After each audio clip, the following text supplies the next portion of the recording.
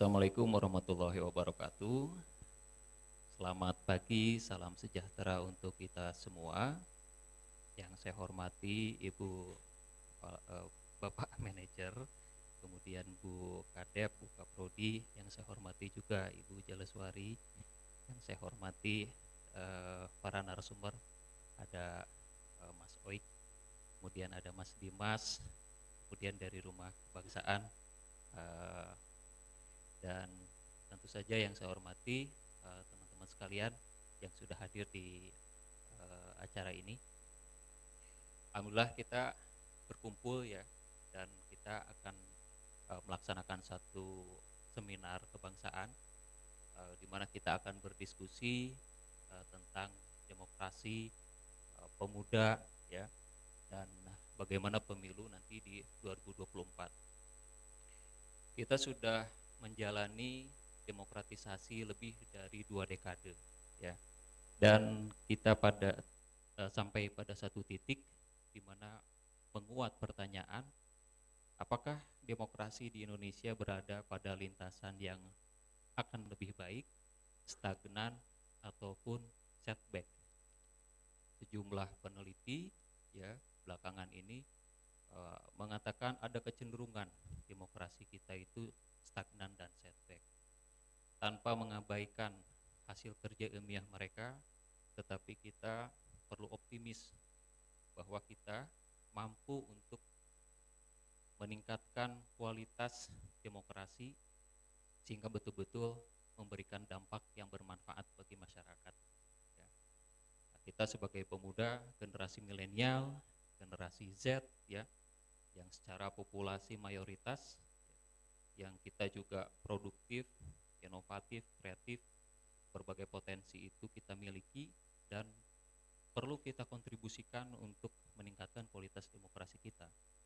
Dan salah satu ikhtiarnya adalah dengan melakukan memperbanyak wacana ya, diskusi semacam ini. Karena berbagai potensi itu kalau tidak kita bangkitkan kesadaran partisipasi para pemuda, maka tidak akan berdampak ya terhadap perbaikan demokrasi ataupun membumikan demokrasi bagi kebermanfaatannya bagi masyarakat. Nah, oleh karena itu saya selaku Kepala Pusat Studi Politik dan Demokrasi mengucapkan terima kasih sebanyak-banyaknya kepada Rumah Kebangsaan yang sudah berkolaborasi dengan kami, dan juga kepada Ibu Jaleswari yang sudah berkenan ya memberikan keynote speech di sini, juga kepada Departemen dan Prodi Ilmu Politik dan seluruh para peserta yang hadir. Mudah-mudahan acara ini bisa membangkitkan gagasan-gagasan kita ya, kita teruskan dengan berbagai aksi untuk meningkatkan kesadaran dan juga partisipasi politik di masyarakat.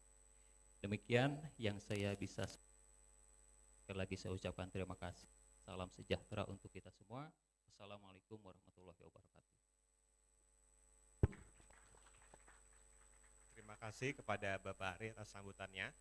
Berikutnya kami undang kepada Ibu Jaleswari Pramawardhani untuk memberikan keynote speech untuk memulai acara pada pagi hari ini. Kepada Ibu Dani kami persilakan.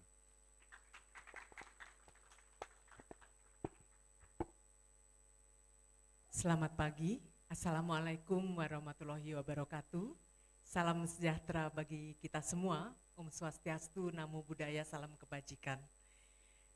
Yang saya hormati Ibu Dr. Carolina Pascarina, Kepala Departemen Ilmu Politik FISIP Universitas Padjadjaran, kepada Pak Ari Ganjar, kepada Pak Arief, kepada Ibu Ratnia, dan seluruh jajaran dari Departemen Ilmu Politik FISIP Universitas Padjadjaran, dan tentu saja kawan-kawan mahasiswa dan mahasiswi yang saya cintai dan saya banggakan.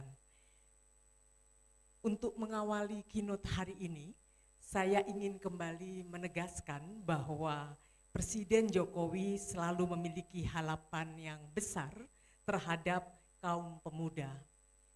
Perjalanan sejarah membuktikan bahwa tidak ada satupun yang mengingkari peran besar terhadap kemajuan bangsa dan negara. Pemimpin-pemimpin besar dunia misalnya juga menekankan signifikansi peran pemuda Nelson Mandela dalam pidatonya pernah berucap, "Young people are the rock on which our future will be built, our success as a nation."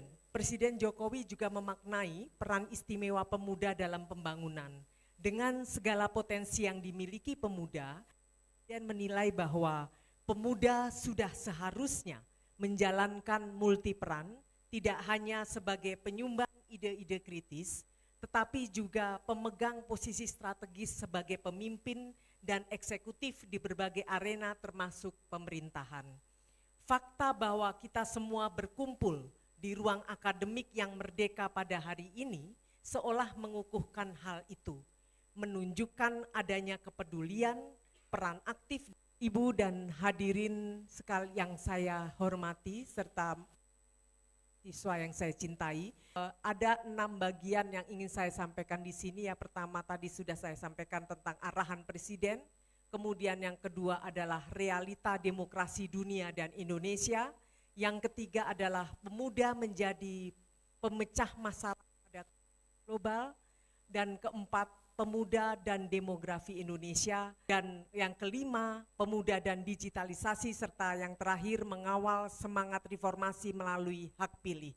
Ibu dan Bapak yang saya hormati, realitas demokrasi dunia dan kualitas demokrasi Indonesia 25 tahun pasca reformasi, secara objektif berbagai lembaga pemeringkat melakukan pengukuran terhadap demokrasi seperti EIU, FIDEM, dan Freedom House di level internasional dan BPS di level nasional. Menurut EIU tahun 2022, dari 167 negara yang diukur, 43,1% atau 72-nya adalah negara demokrasi. Dari jumlah tersebut, jumlah negara dengan kategori full demokrasi meningkat menjadi 24 pada tahun 2022, sebelumnya 21 pada tahun 2021, dan flow demokrasi turun 5 menjadi 48 negara. Adapun 59 negara masuk dalam rezim otoriter dan 36 negara termasuk dalam rezim hibrida. Demokrasi global tidak berada dalam kondisi baik-baik saja, sebagaimana disampaikan oleh Antonio Guterres, Sekretaris Jenderal PBB pada Hari Demokrasi Internasional pada tahun 2022. Seluruh dunia berada dalam kondisi democratic backsliding atau kemunduran dalam demokrasi. Fenomena tersebut akibat antara lain menurunnya kebebasan pers, ancaman terhadap rule of law, dan tergerusnya prinsip-prinsip demokrasi. Namun, pada konteks Indonesia, hasil pengukuran BPS dan EIU menegaskan bahwa demokrasi kita tetap bertahan, yakni terdapat tren perbaikan terhadap indeks demokrasi Indonesia sejak 2019. Dengan pengecualian pada 2020 saat demokrasi di seluruh dunia terkontraksi akibat pembatasan besar-besaran selama pandemi COVID-19. Temuan ini berbeda dengan Freedom House yang justru mencatat tren penurunan sejak 2019. Suara generasi muda yang diberikan pada representasi yang tepat dapat membentuk arah kebijakan strategis yang akan diambil Indonesia ke depan. Misalnya terhadap isu-isu seperti universal healthcare, isu ketenaga kerjaan, isu iklim, soal krisis iklim, kesehatan, kesetaraan gender, dan kelompok rentan lainnya. Tentu pada prakteknya akan banyak ketidaksempurnaan dalam tata kelola bangsa dan negara ini. Quitting is not an option. Jangan pernah lelah dan menyerah pada Indonesia. Karena asal-usul hidup dan masa depan kita adalah Indonesia. Indonesia adalah takdir kita semua. Wassalamualaikum warahmatullahi wabarakatuh. Seluruh panitia Rumah Kebangsaan dan juga Departemen Ilmu Politik yang telah mewadahi forum seminar nasional ini untuk berdiskusi mengenai tema yang sangat luar biasa, yaitu mengenai demokrasi, pemuda, dan pemilu merdeka politik di kampus merdeka. Tepuk tangannya teman-teman. Oke, kalau ada pepatah, tak kenal maka tak sayang, izinkan saya untuk memperkenalkan diri. Perkenalkan, nama saya Alia Rosyanawati, saya selaku moderator di sini yang akan memandu jalannya acara, talk show dan juga diskusi panel bersama para narasumber yang tentunya luar biasa yang telah disediakan oleh teman-teman Rumah Kebangsaan bersama dengan Departemen Ilmu Politik Universitas Padjadjaran. Berbicara mengenai tema yang kita angkat teman-teman pastinya sudah nggak awam, terutama di sini kita berkolaborasi dengan Departemen Ilmu Politik. Mahasiswa Ilmu Politik pasti udah nggak asing lagi ya, berbicara mengenai demokrasi, berbicara mengenai pemuda dan juga pemilu, begitu. Banyak orang bilang pemuda zaman sekarang itu apatis, apolitis, nggak mau nih cawe-cawe sama politik, karena politik itu identik sama tarik-menarik kekuasaan, nyebelin politik dan lain-lain. Tapi teman-teman, tanpa kita sadari bahwa sebenarnya Indonesia sebagai negara demokrasi tepatnya, tanpa adanya peran pemuda yang terlibat secara aktif dan juga berdaya, demokrasi kita tidak akan mampu berjalan dengan sepenuhnya. Harapannya di sini dengan diadakannya forum seminar nasional bersama para narasumber yang sangat luar biasa, kita sebagai pemuda bisa lebih aware terhadap politik. Kalau kita menengok sedikit ya sejarah mengenai Indonesia sebelum merdeka, dulu para pemuda, tepatnya ketika peristiwa Rengas Dengklok, kalau teman-teman ingat ya, dulu tuh kaum pemuda yang justru mendorong para kaum tua untuk segera memproklamasikan kemerdekaan. Jadi teman-teman bisa paham sampai sini bahwa peran pemuda sangat besar. Dan harapannya setelah forum seminar nasional ini teman-teman jauh lebih aware sama politik. Oke, dan tanpa berlama-lama lagi ya, udah agak lama juga nih chit-chatnya, kita langsung undang saja para narasumber kita yang sangat hebat. Dan izinkan saya untuk memperkenalkan dulu para narasumber ini. Untuk para narasumber, apabila nanti saya menyebut namanya, dipersilakan untuk masuki area panggung. Oke, jadi Bapak Herek ini dulu juga ketua himpunan ya ternyata. Aduh, senang sekali bisa berbicara langsung dengan beliau. Lalu dengan kalau Ibu Caroline, bagaimana Bu kabarnya dan bagaimana juga perasaan bisa berkumpul dengan teman-teman di sini? Saya senang sekali bisa turut hadir di sini, bisa ketemu sama Mas Heroi, ilmu politik, Perludem, kemudian juga kiprahnya sudah tidak asing lagi. Baik, terima kasih Ibu Caroline. Tentunya jiwa-jiwa muda kita mulai terpancar ya Bu dengan berkumpul dengan para muda penerus bangsa tepatnya nanti di kedepannya juga. Oke, barangkali karena mungkin Bapak Dimas juga belum bisa hadir bersama kita karena ada perjalanan juga, kita mungkin langsung masuk ke dalam pemaparan dari Bapak Heroik ya Pak.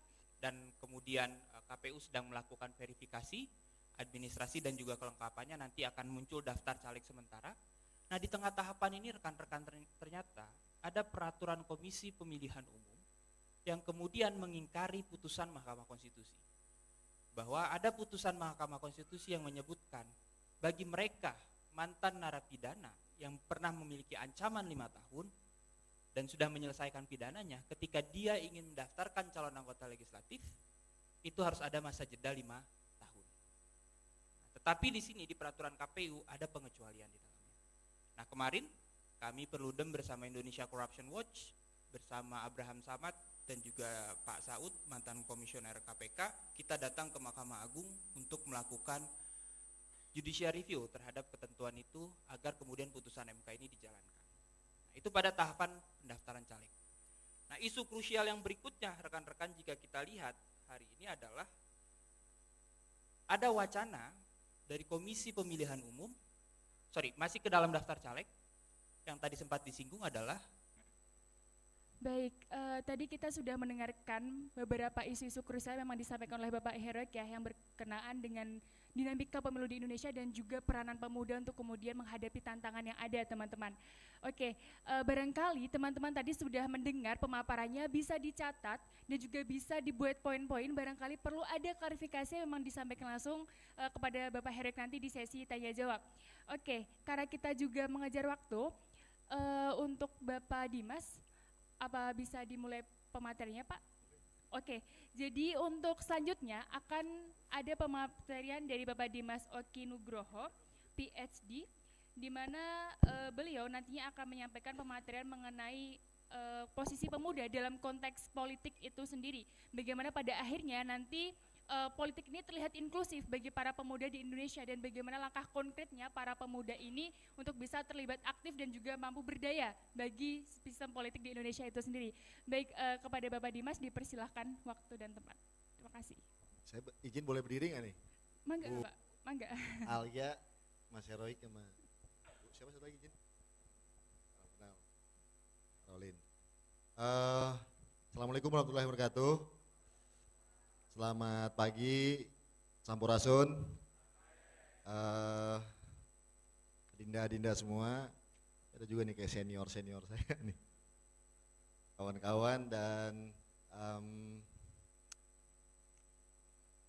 tentunya para pembicara, moderator, Mbak Erika dari Rumah Kebangsaan dan teman-teman dari Universitas Pajajaran semuanya, salam sehat, tetap semangat. Ini kawan-kawan, yang paling penting di hari-hari ini kita harus semangat. Dan ini kepada Mas Heroik, ini presentasinya luar biasa, saya mohon maaf tadi agak telat. Dan temanya diskusi kita tentang pemilu dan pemuda ya. Ini cuma dua nih yang membuat saya begitu semangat untuk datang kemari, karena diperintah sama Mbak Erika dari Rumah Kebangsaan dan forumnya di Universitas Pajajaran. Dalam pengalaman saya setiap acara di Unpad ini ketemu dengan teman-teman mahasiswa di sini, aktivis dan pegiat gerakan mahasiswa dan kepemudaan, itu selalu energinya otentik dan selalu memunculkan sebuah ide-ide segar.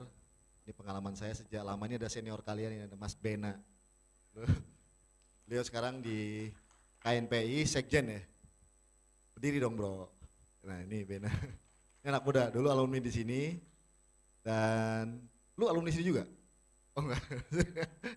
Beliau dengan temannya. Ini anak muda dan sekarang maju calon anggota legislatif di Kota Bandung dari Partai Golkar. Ini anak muda banget nih bos, fresh grade. Dulu saya kenal anak-anak muda gerakan di Pajajaran ini dengan Kang Bena. Dan beliau juga adalah sejak awal sebagai anggota Kader Bangsa Fellowship, alumni Kader Bangsa Fellowship Program angkatan ke-5. Waktu itu namanya juga Sekolah Pemimpin Muda Indonesia di tahun 2013.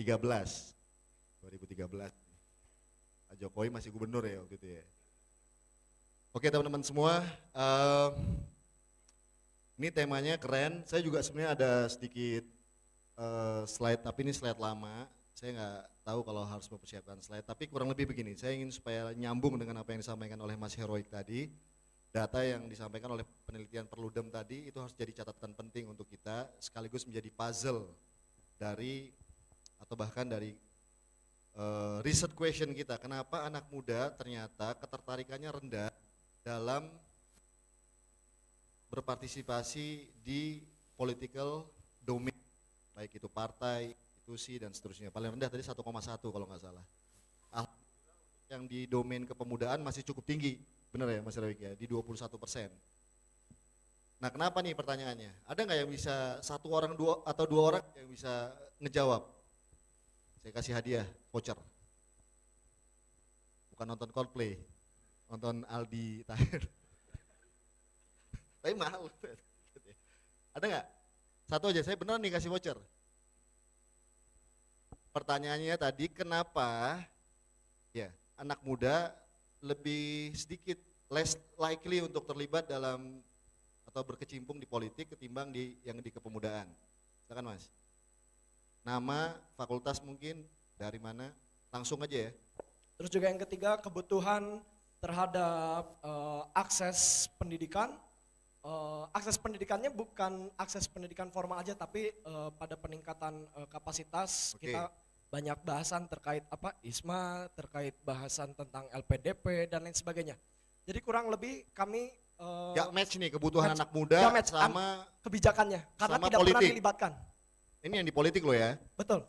Jadi kan kita nanya nih, menurut kamu kebutuhan anak muda agak kurang terakomodasi atau tidak match Betul.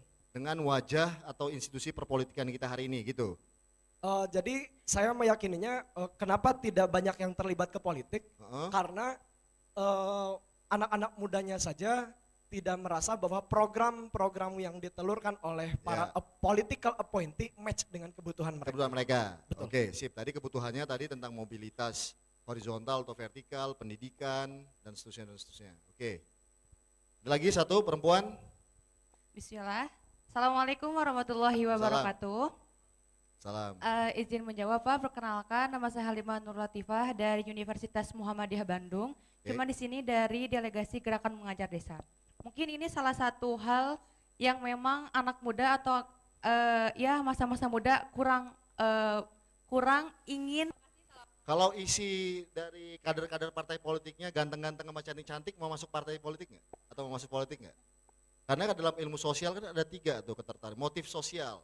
Pertama kalau kata Marx ekonomi politik, ya kan? Basis material. Kalau Weber status. Kalau Sigmund Freud berarti ada motivasi lain kan, yang membuat mereka kemudian menjadi ingin terlibat. Ada nggak yang di sini Sigmund Freud ada nggak? Keren nih anggota partai cantik-cantik nih, gue harus ikut nih gitu. Nggak, anyway. Nah ini yang gue pengen tahu sebentar. Rata-rata dari 2 tadi itu karena seolah-olah memang politik itu jelek, partai itu kurang menarik dan seterusnya. Ada nggak yang lebih reflektif bahwa hari ini ternyata ini terkait dengan karakter kita dalam berpikir ya. Kita kerap menyalahkan negara, menyalahkan orang tua, menyalahkan pemimpin, telunjuk selalu ke depan. Tapi bisa nggak telunjuk ke dalam kita? Secara reflektif, kenapa anak muda malas berpolitik tapi ngelihat dari sisi anak mudanya?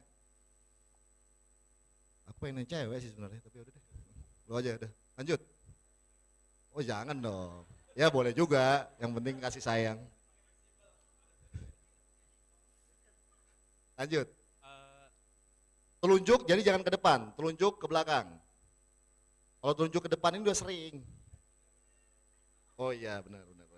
Ini sebenarnya jadi pembahasan juga bersama teman saya. Kenapa akhirnya anak muda ini tidak tertarik untuk masuk kepada politik? Mudah saja, yaitu ada hal lain di luar yang lebih menarik daripada hal politik. Salah satunya menurut saya itu adalah yang pertama kebudayaan Jepang dan yang kedua adalah K-pop. Terima kasih.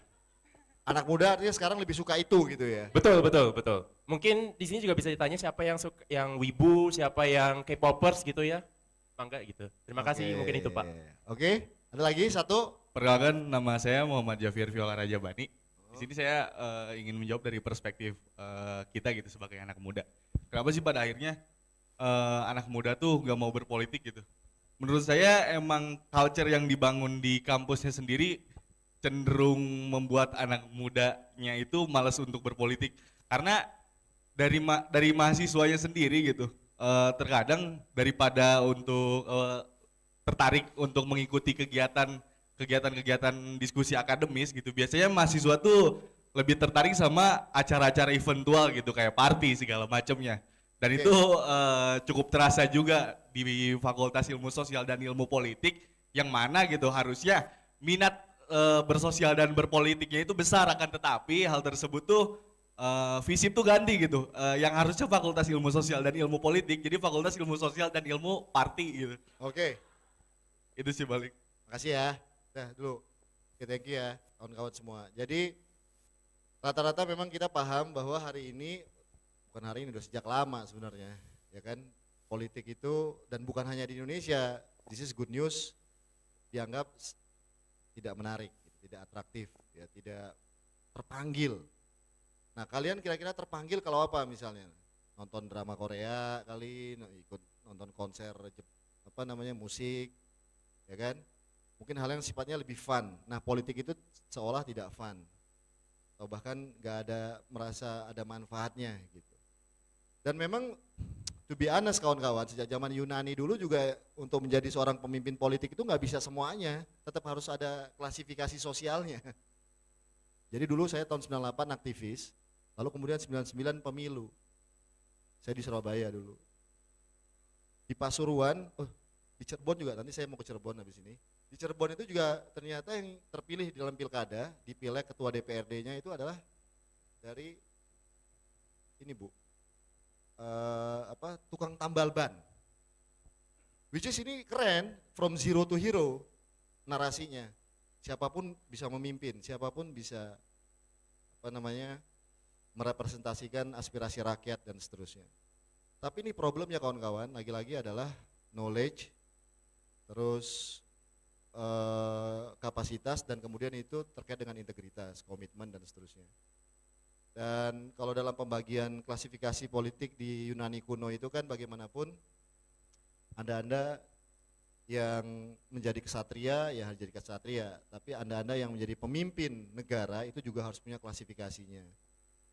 Dan itu yang membuat kemudian ada fungsi pendidikan, ada tingkatan pendidikan, ada pelatihan kepemimpinan, ya kan, dari tingkat mahasiswa, ada organisasi mahasiswa. Jadi sejak awal memang minatnya ke arah sana. Minatnya itu noto negoro, nata negara. Minatnya itu ingin terlibat dalam proses perumusan kebijakan, ya kan? Dan itu kaitannya juga dengan minat dan bakat juga, kawan-kawan, nggak bisa dipaksa. Itu bagian dari panggilan, ya kan? Meskipun bisa saja ada cerita seorang tukang mebel, pengusaha mebel, lalu kemudian masuk partai, maju kepala daerah, dan one day dia kemudian jadi presiden, bisa aja, nggak ada yang tahu. Kalian ternyata awalnya jual martabak, lalu kemudian jadi bupati, jadi gubernur dan seterusnya gitu. Jadi nggak linear juga, tapi paling tidak kalian memang mulai sekarang anak-anak muda harus menemukan passionnya apa. Itu yang paling terpenting. Dengan menemukan passion, kalian ketemu proses. Ketemu proses, kalian ketemu tanggung jawab, ya kan, dan ketemu peran, dan ketemu kontribusi dan seterusnya. Lalu kemudian dari yang tadinya individual oriented person menjadi kemudian community oriented person. Jadi mungkin kalian ingin dari yang tadinya kerjanya lebih pada individual, lalu kemudian ada kebutuhan karena melihat mencari persamaan-persamaan, kebersamaan, lalu ngebangun komunitas, lama-lama ngebangun kolektivitas, masyarakat warga dan seterusnya dan seterusnya. Nah baru ntar mentoknya adalah kalau ternyata apa yang kita lakukan, ikhtiar-ikhtiar kita yang lakukan ini, itu seringkali ternyata mentoknya pada kebijakan tadi yang disampaikan oleh Kang siapa tadi namanya? Ridho.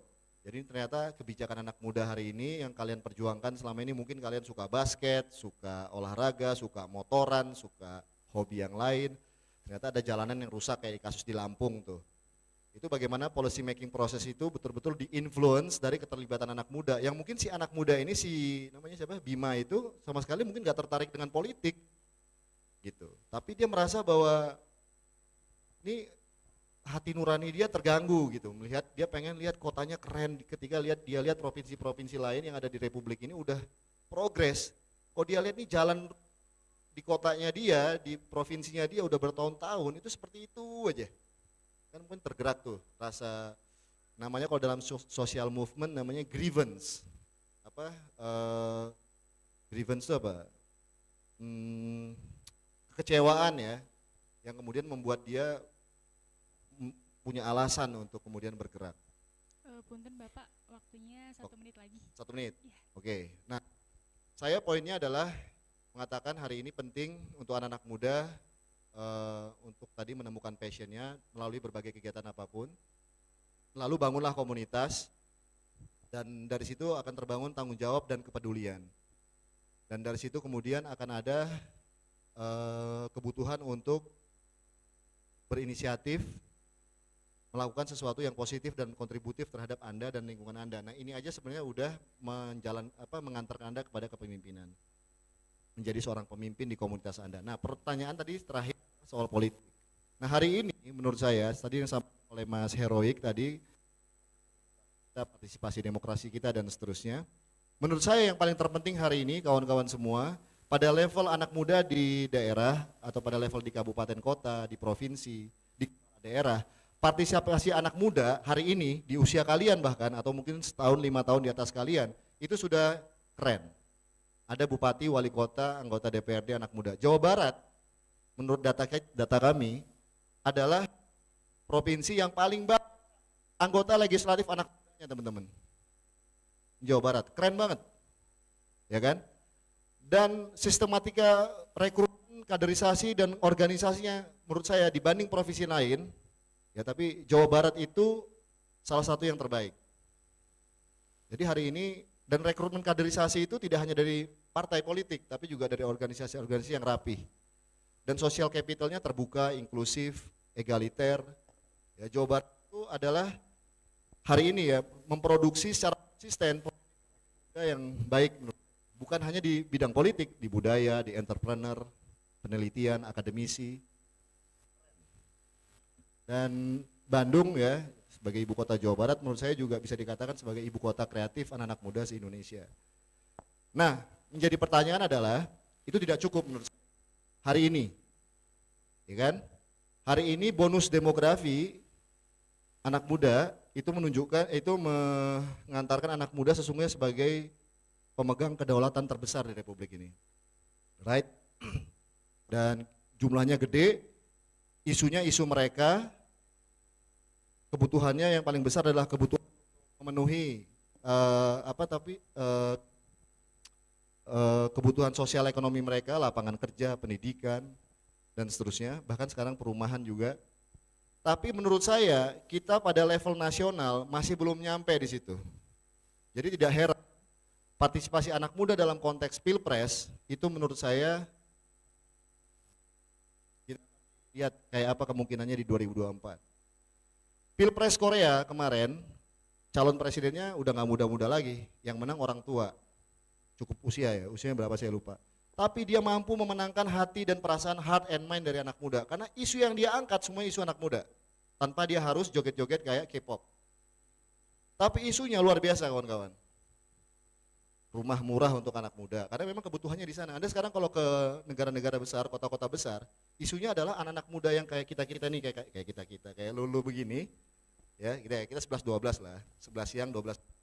Nah kalian itu tamat kuliah pasti ada kebutuhan dong, cari akomodasi, tempat dan seterusnya selain dari kalau right? Nah itu yang kalau di Jakarta itu nggak bisa jauh-jauh nih dari kantornya, sementara di pusat semakin mahal. Nah jadi persoalan properti, rumah dan seterusnya ini, housing ini menjadi problem. Di London itu sekarang pasangan suami istri anak muda, satu rumah cuma 2 kamar, itu bisa dibuat berapa kamar lagi untuk mereka sharing. Karena mereka nggak mau terlalu dipikir.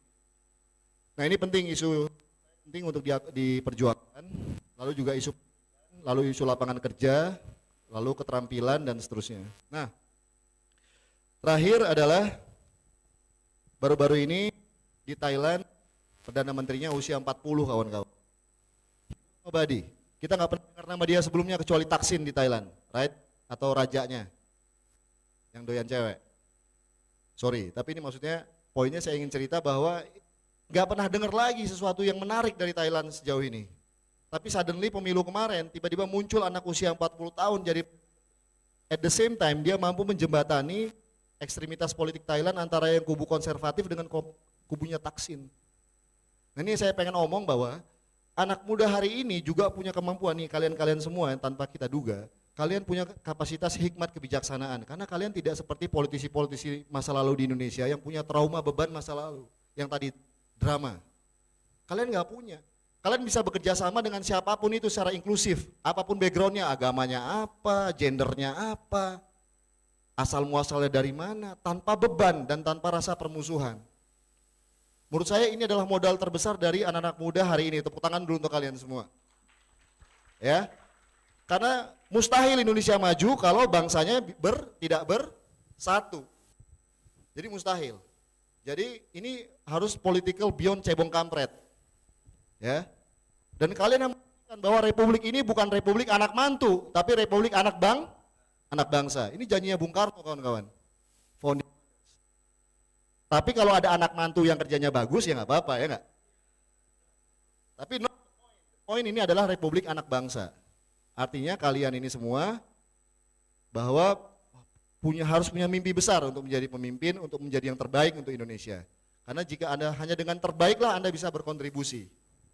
Konghucu itu nggak kenal surga neraka kawan-kawan, tapi malu. Kalau dia tidak berkontribusi pada masyarakatnya, dia malu. Right? Nah itu harus kita pegang teguh. Ya, Konghucu sama Nusantara mirip-mirip lah awalnya. Ya kan, dalam musik juga kita, dalam agama yang kita anut juga percaya dengan malu. Ya kalau kita tidak bagian dari iman tuh. Ya kita tidak bisa berkontribusi kebaikan. Nah menurut saya itu yang paling penting, Anda bisa berkontribusi dimanapun. Tapi ingat, end game-nya kalau kita bicara politik adalah policy making process. Selama Anda tidak bisa memperebutkan ini, maka mustahil Anda hanya akan mimpi dan jadi penonton. Pastikan dua, Anda yang main atau Anda influence the pemain. Oke? Itu namanya honest broker dalam social movement. Kalau Anda nggak bisa jadi Ridwan Kamil, pastikan Anda bisa bisikin Ridwan Kamil. Dan pastikan Anda bisa menjembatani Ridwan Kamil dengan mahasiswa, dengan budayawan, dengan entrepreneur, dengan everybody yang punya grassroots, dengan labor, buruh. Sehingga hidup Anda bermakna dan bisa memberikan sesuatu yang baik, menjadi honest broker antara rakyat dengan negara. Itu yang mungkin dilakukan oleh teman-teman ini, oleh Mas Bena, oleh kawan-kawan yang lain yang tertarik untuk masuk politik, atau tidak mesti politik itu diartikan kekuasaan, nggak mesti harus kursi, nggak mesti itu. Kalau Anda suka olahraga, kasih policy itu sama Gubernur Jawa Barat atau sama Presiden Indonesia, Pak, kalau bisa Pak, buat taman yang mana ada olahraganya di lapangan olahraganya, bisa lapangan voli, badminton, futsal. Sehingga anak-anak kecil ini, anak-anak muda nggak mesti harus ke mall terus kalau ingin gembira. Karena kalau ke mall dia harus keluar duit orang tuanya. Ke taman. Jadi ada alternatif, itu namanya kalau kata si public sphere ya. Jadi yang bebas dari hasrat kapitalisme, akumulasi kapital, tapi yang membuat Anda gembira ada taman kota, dan itu sekarang sudah dipraktekkan oleh banyak kepala daerah yang sukses. Oke, gitu saja dari saya. Yang paling penting berani, ya, Anda harus melakukan sesuatu. Kalau memang Anda merasa diri Anda baik, tunjukkan dengan langkah nyata, ya kan? Temukan passion Anda, bangun community, ya kan, yang itu bisa bermanfaat dan sebisa mungkin menjadi pemimpin dalam konteks punya inisiatif dan bisa influence the policy making process. Syukur-syukur ini republik ini akan dipimpin oleh anak muda yang keren nantinya. Terima kasih. Wassalamualaikum warahmatullahi wabarakatuh. Terima kasih kepada Bapak Dimas yang telah menyampaikan pemaparannya. Sangat seru sekali Bapak tadi diskusinya dan juga interaksinya dengan teman-teman muda di sini. Perihal kenapa pada akhirnya anak-anak muda ini nggak tertarik sama politik. Oh ternyata tadi beragam, ada yang tertarik dengan budaya Jepang ataupun Korea, bahkan tadi ada yang nggak match nih politik dan kebutuhan kaum muda begitu. Tapi harapannya benar teman-teman bahwa pemuda itu memberikan kontribusi besar bagi sistem politik yang ada di Indonesia itu sendiri. Harapannya teman-teman bisa membangun passionnya dan juga membangun komunitas yang nanti mampu bermanfaat bagi bangsa dan mampu menjadi penerus kepemimpinan politik di Indonesia. Baik, sebelum tadi kita bahas ke pemaparan selanjutnya, saya minta tolong kepada teman-teman peserta untuk mengisi bangku yang ada di depan terlebih dahulu ya teman-teman, supaya kita pun juga lebih enak diskusinya. Dan berikutnya tadi saya juga sempat meng-highlight beberapa dari Pak Heroik juga dan juga Pak Dimas bahwa pemuda ini sebenarnya punya pilihan untuk menjadi penonton atau pemain begitu kan. Nah sebenarnya di sini juga berkorelasi juga dengan materi yang akan disampaikan oleh Bu Karolin. Pada akhirnya bagaimana Ibu kampus ini merespon berbagai keresahan mahasiswa terhadap politik di Indonesia, mulai dari tantangan-tantangan yang harus dihadapi. Pada akhirnya keresahan-keresahan inilah yang akan menentukan posisi mahasiswa akan menjadi penonton atau bahkan pemain di dalam politik itu sendiri. Sebenarnya mungkin bukan karena tidak ingin berperan aktif ya di dalam politik begitu, tetapi mungkin pertimbangannya adalah suaranya tuh ngaruh nggak sih gitu. Berpartisipasi itu pengaruh atau enggak. Nah mungkin tadi betul pertanyaannya, jangan-jangan salah satu penyebabnya itu gara-gara kita terbiasa dengan kampus yang biasa-biasa saja.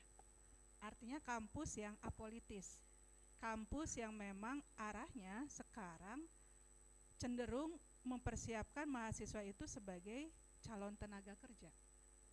Sehingga isu-isu yang mungkin berkembang di publik itu kemudian dikelola dengan cara yang berbeda. Isu ini penting nggak ya saya perhatikan, kayaknya nggak nyambung nih dengan passion saya, lewat. Termasuk juga mungkin yang berkaitan dengan politik tadi, bahwa politik itu kotor dan seterusnya itu sudah lama menjadi wacana.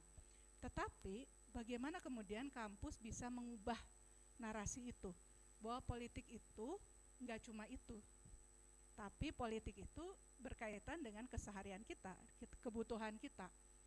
Kita memilih jodoh itu urusan politik. The personal itu is politik gitu. Milih jodoh itu politik, itu urusannya. Bukan hanya bibit bebet bobot ya, seperti kita memilih pemimpin politik kita kan kita lihat tuh dilacak, oh ternyata suka selingkuh misalnya, wah kemudian kita berpikirnya negatif. Jangan, ya itu kan sama dalam kehidupan kita sehari-hari. Memilih pekerjaan, kita punya passion dalam satu bidang, tapi ternyata sistem ekonominya tidak mungkin kita masuk ke bidang itu juga urusan politik sebenarnya. Kita memilih makanan tertentu juga itu tidak lepas dari urusan politik. Ketika Rusia menginvasi Ukraina, kita repot nih. Sempat heboh ya dengan isu bahwa harga mie instan itu akan naik. Wah heboh ya, terjadi pemborongan mie instan itu karena takut harganya dari 1.500 sekian jadi 7.000 katanya. Padahal itu jenis makanan yang mungkin favoritnya teman-teman mahasiswa ya, dan kita semua yang suka begadang seperti itu paling mudah gitu. Itu sebenarnya urusan politik, tetapi selama ini selalu dinafikan atau dianggap itu bukan ranah yang bisa dibicarakan secara politik. Makanya mungkin kampus perlu, dalam konteks kampus merdeka sebenarnya ini peluang untuk menawarkan cara pandang berbeda tentang politik itu sendiri. Bahwa politik itu sebenarnya tidak saja berkaitan dengan persoalan pengelolaan negara yang sifatnya elitis, formal, tetapi justru yang jauh lebih penting, politik itu urusan keseharian kita semua. Begitu. Pemuda itu punya passion di mana tidak harus selalu harus ikut politik secara formal saya rasa. Tapi ketika dia punya kompetensi berdasarkan bidang yang menjadi passionnya, dia akan punya kemampuan untuk mempengaruhi bagaimana bidang itu dikelola dengan lebih baik. Begitu. Kalau dia passionnya K-pop misalnya, budaya, dia akan tahu, akan punya pembelajaran, oh di negara lain seperti ini loh, menyampaikan isu-isu seperti ini loh caranya misalnya memelihara budaya. Ketika itu dikuasai, dia punya kompetensi politik untuk kemudian bersuara dengan berbasis bukti. Itu yang menjadi penting saat ini. Jadi tidak harus misalnya mendorong semua pemuda itu ya kalau gitu harus misalnya tadi ya masuk partai politik. Bagus memang kalau bisa masuk partai politik. Tetapi bukan berarti yang bergerak di luar itu pun menjadi turun kualitas partisipasinya. Dia tetap bisa mempengaruhi kebijakan ketika dia punya kompetensi terhadap bidang tertentu. Nah, kompetensi ini ya dalam konteks kampus merdeka nih yang seringkali terabaikan. Karena kompetensi yang diharapkan itu kompetensi sebagai tenaga kerja. Skillnya skill keterampilan bekerja. Nah, padahal skill untuk kepemimpinan, skill untuk kerja tim, berjejaring, kemudian mengenali aktor-aktor penting dalam berbagai bidang yang menjadi passionnya itu sangat penting. Dan itu bisa dipakai untuk mempengaruhi kebijakan. Membangun isu ya itu bisa sangat penting kita kuasai karena itu bisa mempengaruhi bagaimana opini publik terbentuk. Tadi media digital itu salah satu arena penting yang bisa memunculkan banyak isu yang selama ini termarginalkan atau mungkin tidak menjadi bagian dari agenda kebijakan yang penting. Nah, tetapi ketika ada anak-anak muda yang punya kompetensi dalam isu itu, dia bisa menyuarakannya dengan perspektif berbeda. Dengan bahasa yang mungkin lebih mudah dipahami oleh masyarakat umum. Misalnya tadi Mas Heroik memaparkan nih datanya luar biasa. Terus publik bertanya, apa sih pengaruhnya buat kehidupan saya sehari-hari? Tadi katanya kalau ada pembulatan ke atas ke bawah. Nah, itu bahasa itu kalau itu disampaikan dengan lebih mudah dipahami oleh orang awam, dia akan punya kesadaran, oh konsekuensinya sistem pemilu itu ternyata gini. Keterwakilan perempuan misalnya bisa berkurang, keterwakilan pemuda juga mungkin jadi lebih berkurang. Tadi baru 9% ya Mas Oik, atau 29 sampai 21% ya, masih sangat sedikit. Tapi kan kita tidak sadar, karena apa? Karena angka itu tidak dibahasakan secara awam. Nah, mungkin ini peran kita semua nih, termasuk di kampus ya, untuk membantu menerjemahkan bahasa-bahasa dewa itu ya, bahasa statistik itu apa sih konsekuensinya buat publik. Nah, artinya teman-teman mahasiswa kaum muda ya, kita yang bergerak di dunia akademik ini perlu mendengarkan, perlu juga memahami kebutuhan publik itu apa. Tidak hanya bergerak pada hasil riset yang sifatnya akademik, susah dipahami, tetapi bagaimana menerjemahkan hasil-hasil kajian itu dengan bahasa yang lebih mudah dipahami. Apa konsekuensinya? Poinnya adalah kampus perlu untuk membangun narasi yang berbeda terhadap praktek kuasa yang sekarang berlangsung. Dengan narasi yang berbeda itu kita bisa punya kemampuan untuk mengontrol narasi besar apa yang bekerja sekarang, mengapa dia harus dirubah, alasannya apa, dan kemudian langkah berikutnya adalah menentukan bagaimana aksi bisa dilakukan. Aksi ini dalam berbagai bentuk, mau aksi dalam bentuk diskursus ya, kita membangun dengan teks ya di berbagai media, terutama media digital, melakukan edukasi politik, bisa juga dengan aksi-aksi lain yang lebih praksis sifatnya, misalnya melakukan pendampingan, menjembatani nih antara kelompok-kelompok yang misalnya termarginalkan kepentingannya, termarginalkan suaranya, tidak punya akses untuk menentukan pilihan, itu bisa diadvokasi oleh kita.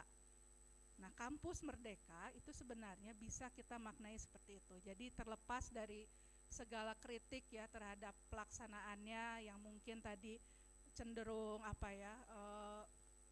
ya banyak keluhan kan, birokratis, kemudian kok mahasiswa jadi kayak diabur kalau bahasa Sunda, dibiarkan sendiri gitu, kampus kok kayaknya asik sendiri ya. Nah, ini mungkin hal juga yang menjadi kritik, otokritik ya untuk kami di kampus, bahwa sesungguhnya yang diharapkan dari wacana kampus merdeka itu adalah kampus itu mendefinisikan ulang perannya sehingga dia lebih relevan terhadap kebutuhan publik sekarang. Itu mungkin catatan penting yang ingin saya sampaikan ya. Mudah-mudahan bisa memperkaya dan menjawab keresahan tadi yang muncul dalam diskusi sebelumnya. Demikian, terima kasih. Alia. Baik, terima kasih juga Bu Carol. Baik, tepuk tangannya teman-teman. Berarti bisa dibilang ini ya Bu, memang kampus pada akhirnya harus mampu menawarkan perspektif yang berbeda bagi mahasiswa, di mana kalau kita bicara soal politik, kita nggak harus terjun di politik formalnya, tapi kita juga harus tahu kapasitas kaum muda untuk kemudian kita tekuni, kita cari passionnya supaya kita bisa menyuarakan akan kebutuhan-kebutuhan dari kaum muda itu sendiri. Juga berbicara mengenai pada akhirnya kenapa sih masyarakat itu masih belum aware. Ternyata bisa dikaitkan juga teman-teman dari persoalan ini bahwa memang benar data-data yang memang sering dipaparkan oleh lembaga dan lain sebagainya hal itu belum mampu memberikan pemahaman lebih bagi masyarakat.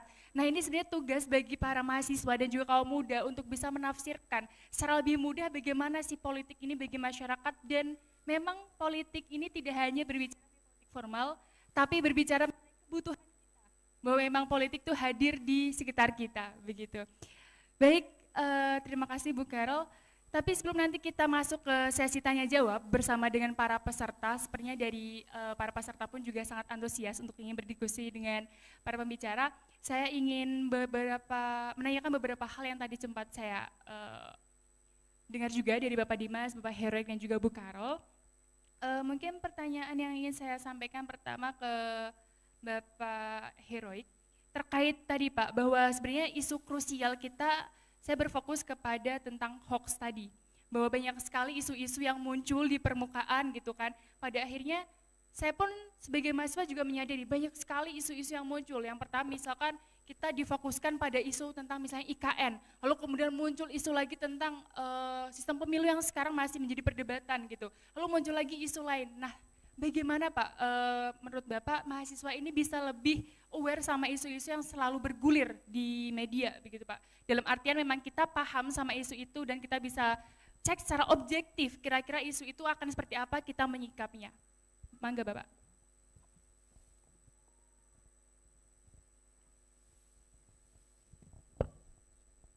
Iya, kalau kita lihat bicara soal isu pemilu dan demokrasi memang tidak ada hentinya ya.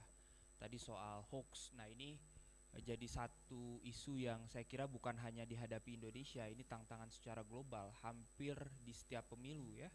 Bukan hanya di Indonesia, tapi di banyak negara, bagaimana kemudian media sosial menjadi, karena dia kan peran dari media sosial ini sifatnya micro-targeting, bagaimana dia bisa langsung menyasar kepada individu-individu sehingga berbagai informasi, termasuk di dalamnya disinformasi dan hoax, bahkan mengkaitkan dengan sentimen identitas gitu ya, kepada pemilih untuk meningkatkan emosional agar kemudian para pemilih ini bisa memberikan suara kepada kandidat tertentu, itu menjadi satu aspek yang paling krusial pada hari ini di tahapan pemilu. Di Thailand kemarin bagaimana kemudian terjadi juga pemilu di Kamboja, Myanmar, Korea Selatan pun sama dihadapi dengan isu-isu tersebut begitu ya. Dan memang tren ini dimulai dengan di tahun 2014 dan kemudian semakin masif ketika kemudian Donald Trump versus Hillary Clinton pada waktu itu, dan ini juga terjadi di Indonesia gitu ya. Nah, tapi di sisi lain di tengah berbagai isu tersebut, kalau kita kontekstualisasikan dengan pemuda, saya kira apa yang dibilang Mas Dimas tadi, pemuda ini harus tahu nih kira-kira minatnya itu di mana. Gak bisa kita semua langsung berbagai isu dilahap semua oleh pemuda. Nah, teman-teman misalnya tadi concern soal women representations atau keterwakilan perempuan begitu ya. Nah, hari ini kita dihadapkan dengan desain peraturan KPU yang memang tidak cukup pro terhadap keterwakilan perempuan, dan itu bisa dipastikan dengan desain seperti ini angka keterwakilan perempuan, jumlah calon anggota legislatif perempuan itu akan menurun di pemilu 2024 ini karena dampak perubahan penghitungan tersebut. Nah, artinya teman-teman yang punya isu terhadap hal tersebut ya fokus saja di situ gitu. Kita tidak bisa juga gitu ya langsung semua kita bahas gitu. Nah, yang kedua misalnya teman-teman fokus misalnya di isu pemilu, tetapi teman-teman lebih ingin ke konteks lokal. Misalnya teman-teman di daerah, bagaimana kemudian isu di daerah kan berbeda dengan isu di nasional. Nah, artinya bisa nanti teman-teman fokus bagaimana kemudian di pemilu DPRD kabupaten kotanya. Termasuk di 2024 itu bukan hanya pemilu nasional loh. Bukan hanya pemilu 5 surat suara di 14 Februari, tapi di akhir tahunnya kita ada pilkada juga. Nah, jadi ini lebih ke bagaimana teman-teman berbagi peran dan menemukan bagaimana kemudian isu yang menurut teman-teman ini dekat dengan teman-teman. Tadi yang disampaikan soal isu aksesibilitas dan juga mobilitas seperti itu. Termasuk soal isu ekonomi kreatif misalnya seperti itu. Nah, kemarin beberapa waktu lalu misalnya di Jakarta ada beberapa teman-teman dari isu lingkungan bicara bagaimana kemudian pemilu yang ramah lingkungan. Nah, hari ini misalnya meskipun belum masuk tahapan kampanye kan, kalau kita lihat baliho sudah banyak dan seterusnya gitu ya. Nah, teman-teman yang giat di isu-isu lingkungan misalnya bisa juga tuh memberikan catatan dan masukan kepada KPU dan Bawaslu bagaimana kemudian atribut-atribut alat peraga kampanyenya ini yang ramah terhadap lingkungan. Nah, jadi ini lebih ke bagaimana kemudian rekan-rekan bisa kepada fokus gitu ya. Karena kalau diakumulasikan semua, jujur saja kami saja di Perludem agak capek juga ngelihat isu pemilu ini nggak selesai-selesai Mas Dimas. Nggak berhenti-berhenti gitu. Apalagi menuju 2024 ini. Ada aja isunya gitu ya, mulai dari putusan Mahkamah Konstitusi yang tidak dijalankan, lalu hari ini ada judicial review proporsional terbuka dan tertutup. Tadi saya cek iseng masih belum selesai nih putusan Mahkamah Konstitusinya. Apakah nanti kalau tertutup misalnya, ini akan punya dampak signifikan juga bagi teman-teman yang sudah mendaftar di dalam calon anggota legislatif kalau tertutup gitu ya. Kalau tertutup artinya kan metode pemberian suaranya hanya memilih logo partai. Dan metode penetapan calon terpilihnya berbasiskan nomor urut. Nah, pertanyaannya, apakah ketika mendaftarkan diri calon anggota legislatif ke partai politik tahu situasi ini dengan nomor urut yang memang sudah sesuai begitu ya. Dan ini dampaknya terhadap perempuan juga. Kita ini menggunakan zippernya itu setengah hati, nggak zipper murni. Kan di undang-undang pemilu kita disebutkan di antara 3 calon ada 1 orang perempuan. Berarti kalau dari nomor urutnya misalnya perempuan di nomor urut 3, nomor urut 1, 2-nya ada laki-laki, nggak masalah. Atau di nomor urut 1-nya perempuan, nomor 2, 3-nya laki-laki, tidak masalah. Nah, tapi ada fakta yang membuktikan di pemilu 2009, 2014, dan 2019 ketika kita menggunakan proporsional daftar terbuka, rata-rata 62% para pemilih itu memilih nomor urut 1. Dan mereka anggota legislatif yang terpilih adalah yang di nomor urut 1. Saya tidak bisa membayangkan kalau putusan Mahkamah Konstitusi memutuskan berubah menjadi proporsional daftar tertutup dan perempuan mayoritas itu di daftar caleg tetap. Kalau dari hasil data kami di 2009, 2014, 2019 rata-rata perempuan di nomor urut 3. Nomor urut 3 dan nomor urut 6. Karena apa? Ini hanya sebatas untuk pelengkapan pemenuhan administrasi. Karena apa? Ada konsekuensi juga. Kalau partai politik tidak mendaftarkan 30% perempuan dan di antara 3 calon tidak ada 1 orang perempuan, maka dia akan didiskualifikasi.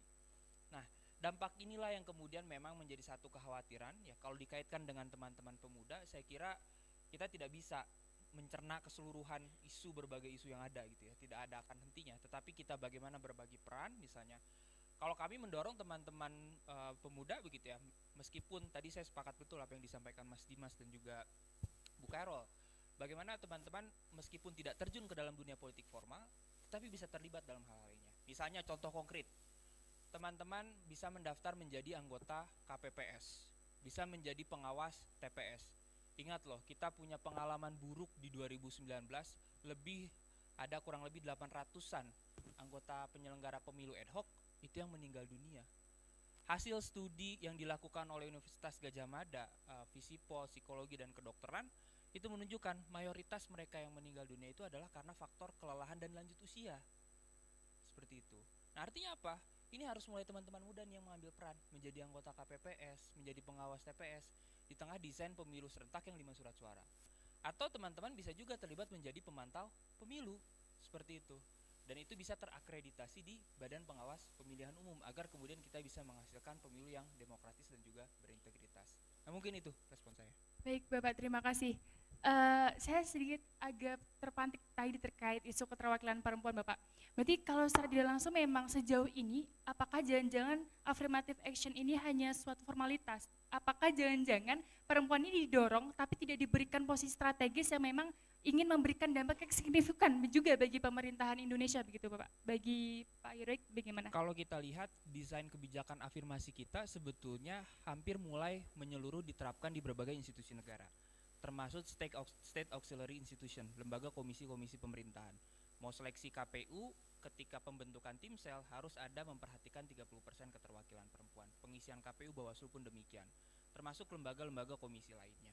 Nah, berbeda memang dengan pemilu eksekutif. Kalau pemilu eksekutif, kepala daerah, presiden dan wakil presiden itu tidak ada model kebijakan afirmasinya, termasuk di pemilu DPD.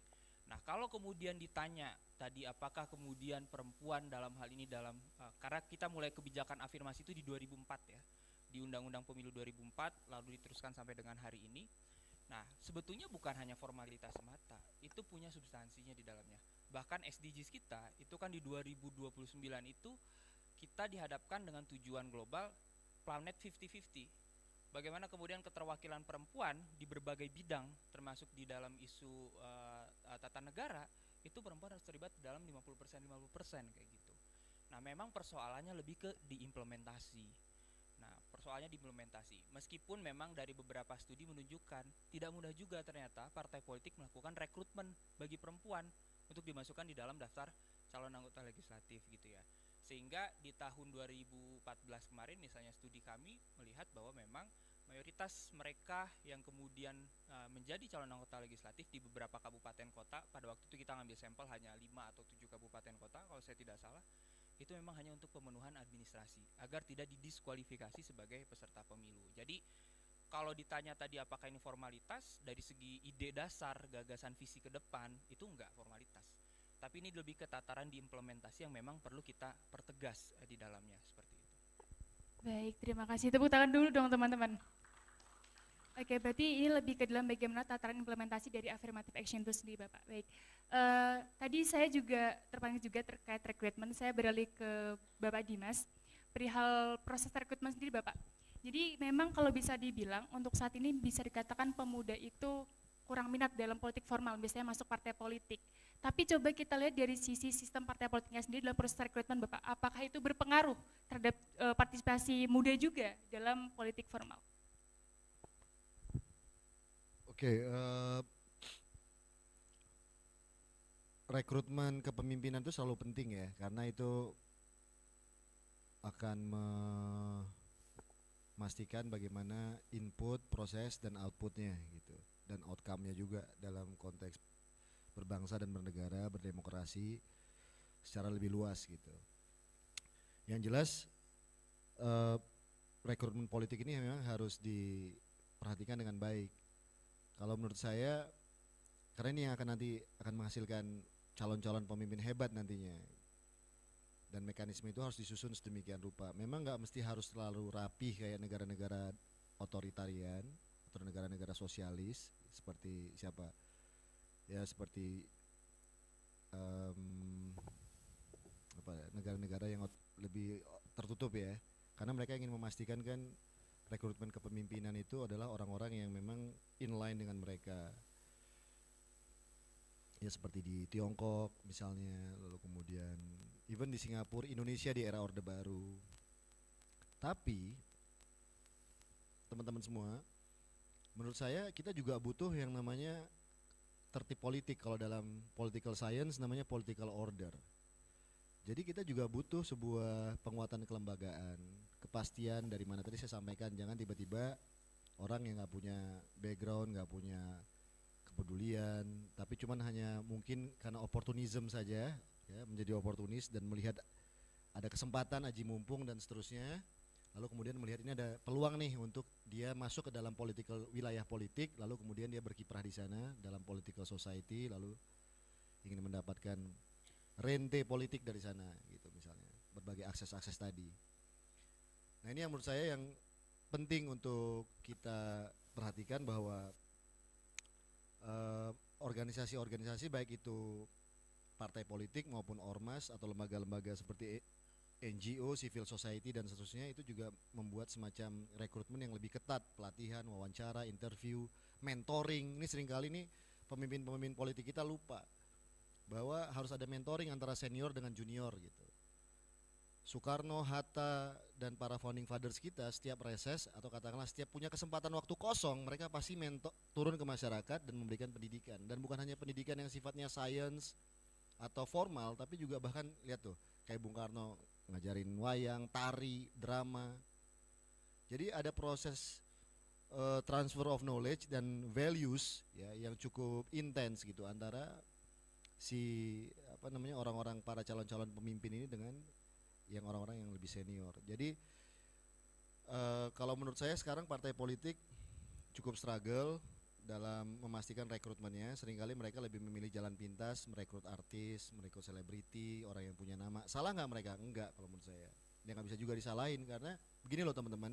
Kalau dalam political science itu yang menjadi misteri itu adalah ya yang paling berat nih puzzle-nya adalah apa yang membuat orang pagi-pagi bangun pagi lalu kemudian mandi, memakai baju terbaik yang dia punya, ya sarapan sedikit lalu datang ke TPS untuk memilih orang yang mungkin gak dia kenal. Coba Anda bayangkan. Jadi Anda harus punya force major untuk memastikan orang itu keluar rumah. Apalagi kayak anak muda yang tadi ini, yang kita cerita tadi ini. Pagi-pagi bangun setelah malam bergadang main game atau nonton Netflix.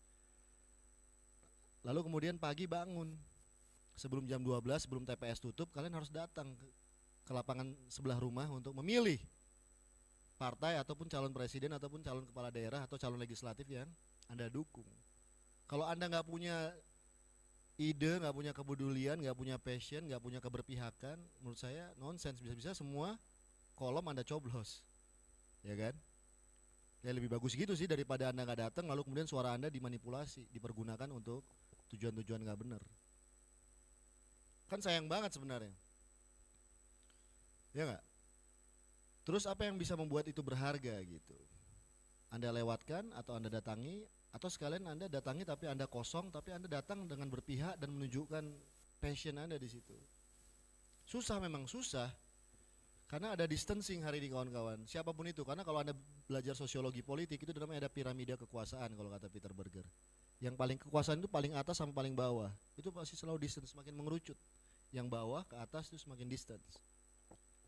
Anda dengan let's say calon presiden siapa nih, Ganjar, Anies, Prabowo, itu bagaimanapun distance. Yang mendekatkan Anda hanya seolah-olah, namanya sosial media, namanya media. Kalau dulu konvensional masih ada jarak dengan TV. Kalau sosial media mungkin Anda bisa merasa lebih dekat, tapi juga itu masih seolah-olah.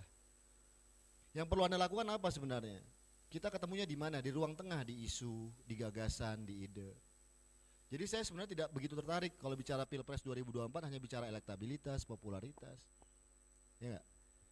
Kita butuh nih anak-anak muda hari gini yang katanya konon berdaulat secara bonus demografi, itu punya gagasan besar untuk Indonesia ke depan tuh apa?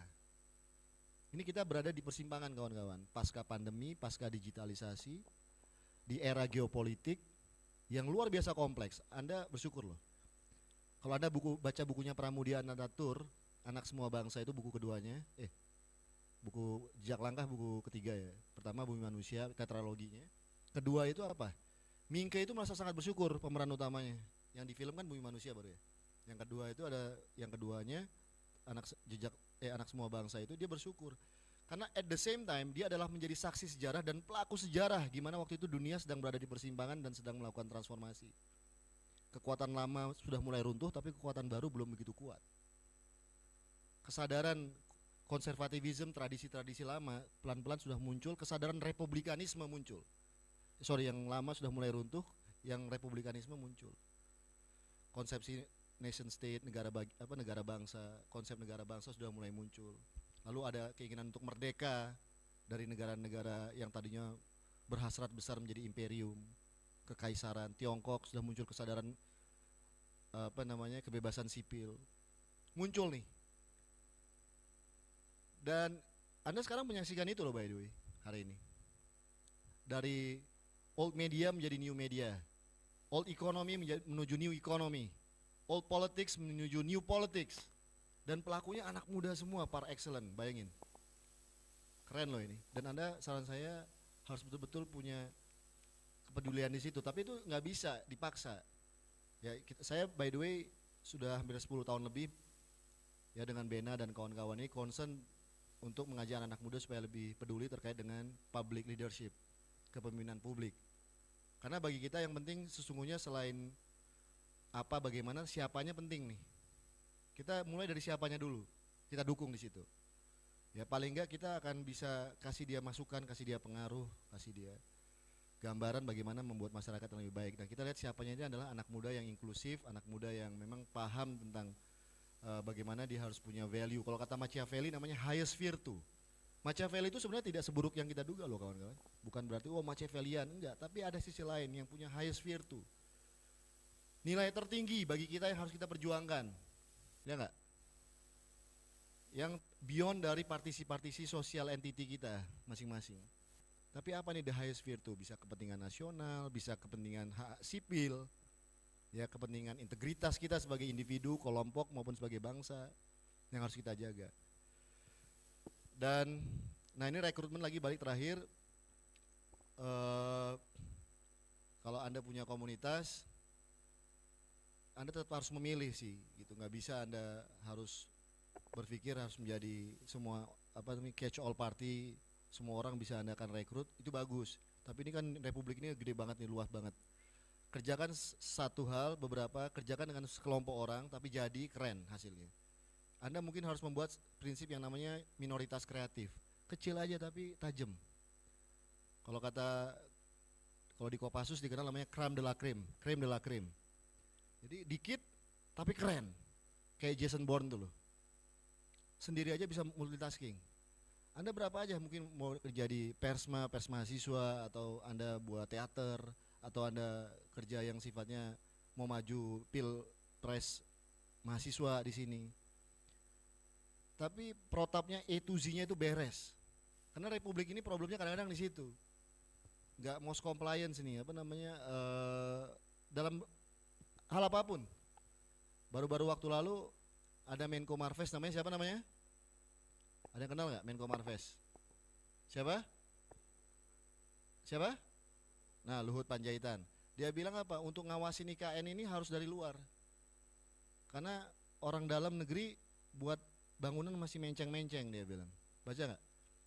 Ya kita nggak usah kritik Luhutnya. Kita juga tadi saya bilang kita biasa juga harus tunjuk ke kita juga. Bener nggak tuh? Karena kadang-kadang kita mengerjakan sesuatu itu juga kurang rapi, kurang bener. Tapi at the same time, ini saya mau cerita soal Luhut. Apa yang dilakukan oleh Haris Azhar sama Fathia itu keren banget bos. Anak muda itu Fathia. Serius. Dia memberikan kontribusi sama kita bos, bahwa republik ini bukan Korea Utara, bener nggak? Ya kan? Anda harus berani kawan-kawan untuk teriak. Itulah makanya kita butuh demokrasi. Kalau tidak ada demokrasi, tidak ada suara-suara alternatif. Wong Cili nggak akan bisa kedengeran suaranya, bener nggak? Ya, orang-orang yang kemudian merasa di marginal, di periferi nggak kedengeran. Jadi yang paling penting sekarang adalah kalian bersuara, ya, dan kalian harus terlibat dalam proses itu. Nah, saya by the way bicara tentang rekrutmen lagi dalam konteks menjadi pemimpin negara. Anda harus punya empati ke situ sih. Saran saya, Anda harus bermimpi menjadi Soekarno, menjadi Jokowi, even menjadi siapapun, menjadi Ridwan Kamil. Anda harus berpikir bahwa one day dari manapun Anda masuknya nih, menjadi entrepreneur, menjadi researcher, dosen, terserah. Tapi Anda one day Anda akan terlibat dalam proses pengambilan keputusan tertinggi. Karena itu yang membuat tadi saya bilang hidup Anda menjadi bermakna. Apalagi coba kalau kebutuhan primer udah terpenuhi, sekunder terpenuhi, tertier terpenuhi, apalagi? Ya enggak? Anda harus berpikir tadi yang disampaikan. Tadi saya baca baru detik.com, Pak Jokowi baru pidato. Dia bilang apa coba? Tahun 70 gedung terhebat di Jakarta antara lain termewah itu adalah gedung Teater Jakarta yang saya datangin hari ini, dia bilang. Di tahun yang sama, di tahun 70 itu, saya masih tinggal di pinggiran kali dan saya baru aja digusur waktu itu. Keren gak nih speech-nya Jokowi ini? Dia bilang 70 sekarang tahun 2023. Dia mau ngomong bahwa within berapa tuh? 50 years. Dia udah jadi presiden, bos. Kita butuh lompatan kayak gitu. Coba Anda bayangkan Anda 10 tahun lagi mau ngapain, itu aja saya mau bilang. Anak muda hari gini. Ya enggak? Gitu, kita mau ngapain nih ke depan 10 tahun lagi. Kalau Anda masuk British Chevening Award beasiswa tuh, Anda ditanya, coba kamu bayangin 5 tahun lagi antara mau gimana? 10 tahun lagi Anda mau ngapain? Oh, mau nikah anak 2, oke itu iya. Tapi Anda mau ngapain lagi nih? Kontribusi Anda apa? Ya enggak? Jadi menurut saya ini lompatan itu penting. Nah ini hari ini Indonesia untuk keluar dari middle income trap ini penting kawan-kawan. Kalau kita segini terus 5% aja dari dulu. Ya enggak, potensinya katanya kita kaya, manusia kita banyak, pasarnya luar biasa, tapi segitu aja. Terus gimana supaya kita dapat lompatan jadi 7%, 8%, bisa nggak? Bisa kawan-kawan, ya kan? Nah untuk itu menurut saya penting bagi kalian hari ini, apalagi yang di sini udah datang di acara diskusi yang temanya kayak begini, berarti kan segmented banget nih. Kalian ingin Indonesia maju, kalian ingin memimpin, kalian pengen anak muda keren. Nah menurut saya Anda harus terlibat. Anda bisa masuk dari mana saja, tapi kalau kita bicara bahwa tentara harus profesional, maka politisi sipil itu juga harus profesional. Masuk partai, saran saya. Ya, kalau kita bilang tentara harus profesional, iya dong dia perkuat kelembagaan. Hari ini, kalau anak muda merasa sudah cukup mampu, cukup berani, dan terlibat ingin dalam proses demokrasi politik di Indonesia, pengen jadi anggota legislatif, nggak ada jalan lain, masuk partai. Even kalau menurut saya Anies Baswedan capres, dia harus masuk partai. Dia perkuat kelembagaan, ya kan? Dan itu pilihan menurut saya. Nggak bisa dong jadi free rider. Republik ini harus menghindari yang namanya dari free riderism, kawan-kawan. Kita harus perkuat kelembagaan, dimanapun Anda itu berada. Karena ini tremor nih, pasca pandemi, semua negara-negara kayak Amerika aja, dia bilang make America great again. Lebih inward looking, dia perkuat kelembagaan. Nah kita juga begitu teman-teman, tapi kita bukan eksklusif perkuat kelembagaan, bangun jembatan, bangun bridging. Itu namanya bridging social capital, itu yang membuat kita sebagai bangsa besar, majemuk tapi tetap guyup dan bersatu. Jadi gitu kawan-kawan, untuk itu saya ini mempersuasi teman-teman, ya kan, Anda bisa dari jalur manapun, tapi cobalah punya empati dan punya keinginan untuk one day, ya Anda akan ikut terlibat dalam proses pengambilan keputusan, paling tidak di lingkungan Anda, di komunitas Anda pada level monggo jadi kepala desa. 2 bulan lalu saya ketemu anak kepala desa di Banyuwangi, tamat fakultas peternakan dari Brawijaya. Dia akhirnya memilih maju jadi kepala desa dan menang, bos. Dia baru-baru ini dapat penghargaan sebagai kepala desa muda terbaik dari Kementerian mana ya? Lupa saya. Kali ya, benar desa ya, Kemendes, dari Kemendes. Usianya baru 23 tahun, bos. Dia kalahin orang tua yang udah jadi kayak oligark di sana. Dia kalah nih. Tapi ketika dia menang, si orang ini yang udah berkuasa ini dia kasih kepercayaan untuk jadi direktur BUMD. Dia kasih kepercayaan supaya dia bangun harmoni. Dia kasih kepercayaan supaya dia lihat juga, dia kontrol juga gimana memimpin. Jadi nggak mesti juga harus berpikir jadi bupati, wali kota, presiden. Anyway, Anda bisa jadi kepala desa. Coba deh terlibat dalam proses itu. Karena kalau enggak, ini kita bertemu dengan kekuatan dinasti politik sama oligarki, kawan-kawan. Nah ini yang teman-teman menurut saya harus rebut ini. Kalau Anda tertarik dalam isu ini, isu politik, karena kita bicara tentang konteksnya begitu, bukan? Tapi kalau kita bicara tentang hal lain, entrepreneurship, lalu kemudian kepemudaan, kepemudaan yang lain fine. Tapi kalau kita lihat kepemimpinan publik adalah penting bagi kita semua hari ini dan ke depan, menurut saya Anda sudah mulai harus merencanakan hal itu. Terima kasih.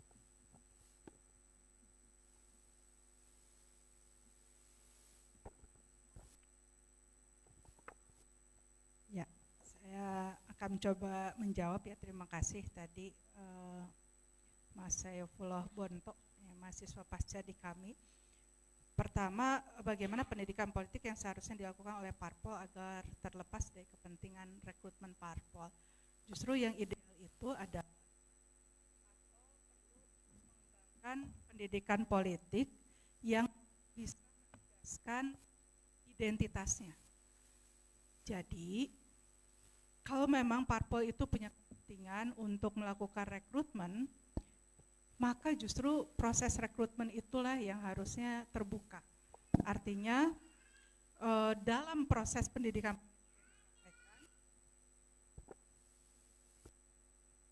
ya dijelaskan saja identitas parpolnya seperti apa, begitu.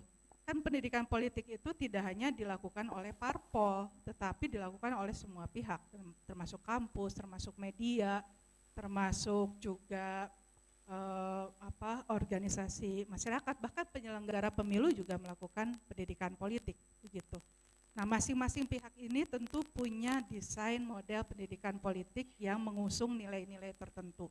Pendidikan politik tidak mungkin lepas dari nilai-nilai yang dianut oleh institusinya.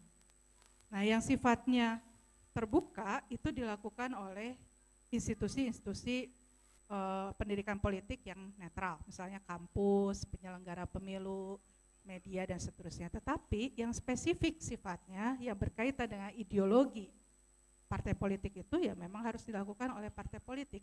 Yang jadi problem justru adalah ketika misalnya media mengusung nilai-nilai yang berbasis pada kepentingan partai politik itu sendiri. Itu yang kemudian membuat tidak netral dalam proses kontestasinya. Nah, tetapi partai politik tentu perlu mengembangkan model-model pendidikan politik yang relevan dengan perkembangan zaman. Termasuk juga menegaskan sikap politik partai itu terhadap berbagai perubahan yang terjadi. Dia memposisikan diri seperti apa. Itu menjadi bagian penting dari pendidikan politik bagi kadernya. Nah, bagi kadernya, sehingga kadernya itu paham nanti harus memperjuangkan isu apa sih, arah kebijakannya seperti apa. Nah, itu yang menjadi hal penting untuk juga memperkuat partai politik tersebut. Malah seharusnya rekrutmen itu dilakukan terbuka ya, sehingga orang bisa melihat nih, kaum muda kalau ada yang tertarik masuk partai politik itu bisa mempertimbangkan, ini saya concernnya isu ini, ada nggak di partai politik yang sekian banyak itu yang memperjuangkan isu itu. Nah, problemnya kan tidak terbuka tuh informasi itu, nggak ada yang mengiklankan gitu. Partai politik itu kan nggak ada yang mengiklankan, saya nih lagi buka rekrutmen. Nah, ini juga kan seolah-olah sebuah praktek yang nggak lazim dilakukan gitu. Nah, padahal mungkin selama ini mengapa kaum muda tidak tertarik masuk parpol, parpol kesulitan merekrut karena tidak pernah ada komunikasi yang terbuka. Sebenarnya parpol itu perlu orang seperti apa. Sementara yang muda kebingungan nih, partai mana nih kira-kira yang sesuai dengan saya. Karena yang muncul ke depan itu adalah, ke permukaan itu adalah sosok lama, isu lama, positioning lama gitu. Nah, kalau ini coba dikemas dengan cara-cara yang lebih terbuka, lebih populer mungkin, itu bisa membantu untuk partai memperoleh kader yang lebih berkualitas, sementara kaum muda juga bisa punya pendidikan politik sendiri. Oh, ini partai ini memperjuangkan isu ini dengan pendekatan seperti apa, ini cocok nggak dengan saya? Kalau cocok saya dukung, bahkan saya mungkin akan gabung dengan partai tersebut. Itu sebuah proses yang demokratis sebenarnya. Kemudian yang kedua, bagaimana kemudian membangun kesadaran kritis di kalangan kaum muda di tengah globalisasi. Saya rasa sekarang kesadaran kritis itu sudah cukup banyak ya. Kita melihat banyak gerakan yang dipicu atau diinisiasi oleh kaum muda yang bersikap kritis terhadap berbagai kebijakan. Melalui media sosial itu sangat tampak ya, kemudian juga melalui gerakan-gerakan yang sifatnya offline di luar media. Nah, jadi kesadaran kritis itu sebenarnya ada ya. Mungkin yang menjadi catatan adalah bagaimana mempertahankan semangat kaum muda untuk mengawal isu yang diperjuangkan gitu, sehingga isu itu tidak bersifat tergantung momen gitu. Ini isunya lagi hangat tentang ini ya, misalnya seperti kasus gerakan reformasi di korupsi, momentum gitu ya sifatnya. Setelah itu kita tidak mendengar lagi isu itu dibicarakan lagi gitu. Nah ini di tengah arus informasi yang sangat cepat dengan isu yang sangat cepat berubah, perlu ada daya tahan mungkin ya untuk mengelola isu-isu tertentu sehingga dia bertahan gitu di tengah dinamika informasi yang sangat cepat. Nah itu tadi mungkin berkaitan dengan bagaimana kita perlu berbagi peran untuk fokus pada satu isu tertentu. Ada peran berbeda yang dilakukan, tetapi isu itu kemudian bisa bertahan. Itu mungkin. Terima kasih kawan-kawan, tetap semangat ya. Anda harus kontribusi, cepat tetap semangat kawan-kawan, ini penting banget nih. Kalian ini harapan-harapan Republik loh, harapan-harapan orang tua pastinya, orang tua Anda. Jadi raih cita-cita, jangan ragu, jangan khawatir, temukan passion Anda, belajar, cari guru yang baik. Kalau kata Ki Hajar Dewantara, semua orang, semua tempat bisa jadi guru Anda, bisa jadi sekolah Anda. Ya enggak? Yang penting Anda jadi murid yang baik. Oke kawan-kawan, terima kasih. Wassalamualaikum warahmatullahi wabarakatuh. Salam, Om Swastiastu, Namo Buddhaya, salam sejahtera. Baik, terima kasih atas jawabannya Bapak Dimas. Jadi tadi menjadi pertanyaan penutup bagi sesi diskusi kita dan juga talk show bersama narasumber pada Seminar Nasional siang hari ini teman-teman. Tidak terasa kita sudah memasuki 12.40. Ini akan menjadi penutup.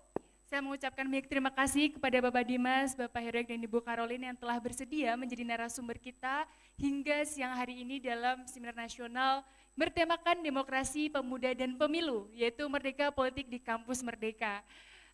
Saya selaku moderator izin untuk menutup sesi Seminar Nasional ini. Sekali lagi saya haturkan salam hangat kepada para narasumber dan juga para peserta yang telah aktif berpartisipasi dalam Seminar Nasional kali ini. Dan saya persilakan juga kepada narasumber untuk kembali ke area kursi dan nantinya akan saya serahkan pula kepada teman-teman MC. Terima kasih sekali lagi kepada Bapak Dimas.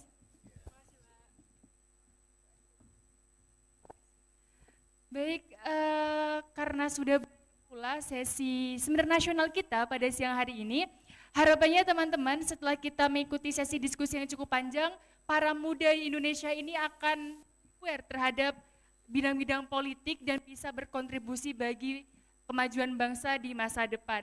Saya Alero Senawati selaku moderator izin untuk menutup Seminar Nasional pada siang hari ini dan selanjutnya saya serahkan kepada MC. Terima kasih. Wassalamualaikum warahmatullahi wabarakatuh.